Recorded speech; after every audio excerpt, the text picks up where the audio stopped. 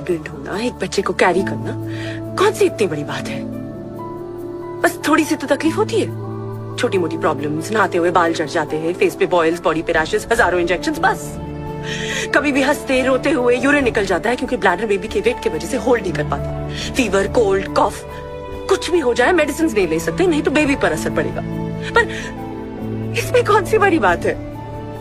अपने पसंद के कपड़े नहीं पहन सकते क्योंकि कुछ फिट नहीं, अपना फेवरेट खाना नहीं खा सकते क्योंकि अलाउड नहीं है। डिप्रेशन, मूड स्विंग, सब कुछ चुपचाप सहना पड़ता है ताकि बाकी सबका मूड खराब ना हो। पूरी बॉडी, पूरी सिस्टम सैक्रिफाइस कर लेती है एक माह 9 महीनों में। और डिलीवरी के वक्त जो पेन होता है ना वरुण, वो तुम इमेजिन भी नहीं कर सकते हो। लेकिन सब कुछ एक स्माइल के साथ सह लेते हैं हम।